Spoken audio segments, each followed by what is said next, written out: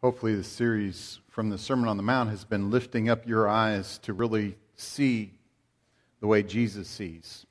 How many times do we get involved comparing ourselves with others, judging others, looking at other things instead of really appreciating the gifts that God has given us? He might give it in different proportions, but with those gifts, all of us are just to use those gifts to benefit and to help others. Jesus said He came not for the healthy, but for the sick, right? He was a doctor that came for the sick. The church is not a haven for saints, but a hospital for sinners. And as a result, God gives His good gifts. He pours them out to us, and He wants us to take those same gifts and use them to, in essence, triage them out to the people that He has in our lives, to use those in an appreciated way, to see in a godly way so that we might distribute His wonderful nature, His good nature. But so many times we just don't see it. We have the blinders on. As I've suggested before, I believe so much of this Sermon on the Mount really just has to do with our perception. It has to do with how we see things. Jesus said it very specifically. He said, look, if the eyes within you are light, how great is that lightness? But if the eyes within you are dark, how great is that darkness? If you're not seeing things with my eyes and you're looking from a worldly standpoint, how great that darkness can truly be. You may not be familiar with this, but Peter Falk, the actor, passed away this past year in 2011. And he spent a lot of his career performing a wide range of roles in dramas.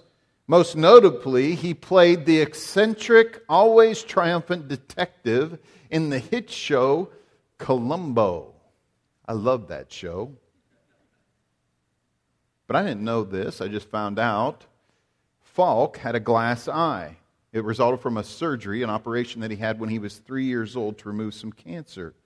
But in spite of his missing eye in high school, he played athletics. He played a lot of sports. And one time when he's playing baseball, he slid into third base and he was called out. And he loved to remark about that because he took out his glass eye and he handed it to the umpire and he said, "You'll do better with this."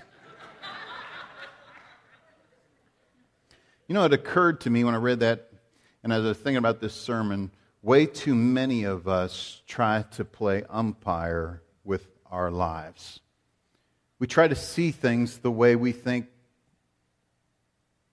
is right to us, instead of really seeing things with the eyes of the doctor, God, Christ, working through us to give us true eyes, real eyes to see things.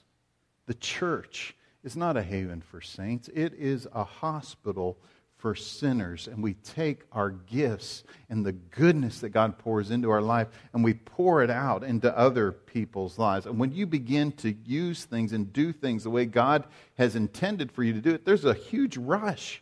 Man, it's a rush of joy. It's a rush of momentum that comes within you because you begin to have a perceptiveness to live your life in a way that is truly golden. You're living your life really by the golden rule. It is truly golden. In fact, psychologists have even admitted, if you were to take all the psychological writings and you were to boil them down and sum them up, it would become a weak rendition of the Sermon on the Mount. And if you want to truly live a life that's golden, a life that's above the dreariness of this world, a life of momentum, we must get a new perspective on life. Our perception has to change in the way we view things, in the attitudes that we have, in the actions that we have. And that's what this sermon's all about. And today we're going to be looking at how to do that golden life better. How to have a more energetic life.